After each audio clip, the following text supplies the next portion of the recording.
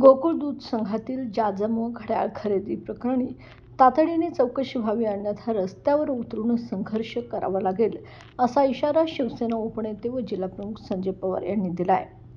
सहाय्यक निबंधक दुग्ध प्रदीप मालगावे यांनी दिलेल्या निवेदनात पवार यांनी म्हटलंय की गोकुळ दूध संघ आणि शेतकरी बांधव यांचे अतूट नातं आहे. पहाटेपासून रात्रीपर्यंत राबणारा शेतकरी हा गोकुळचा कणा आहे. मात्र काही गेल्या वर्षांपासून गोकुळ दूध संघ हा राजकीय अड्डा बनल्याने त्याला गालबोट लागत असून संचालक व अधिकाऱ्यांकडून बेकायदेशीर व मनमानी कारभार सुरू आहे. जाजम व घड्याळ खरेदी हा त्याचाच भाग असून या प्रकरणी पुणे विभागीय सहनिबंधकांनी चौकशीचे आदेश दिले होते.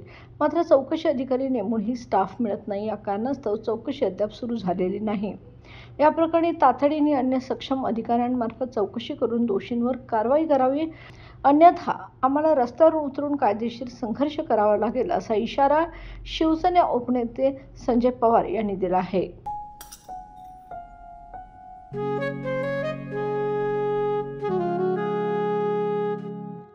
बाबा, आज येताना बासुंदी घेऊन या ना.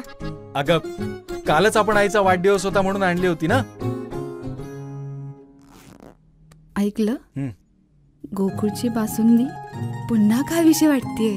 खरं सांगू, मलाही खावीशी वाटतेय.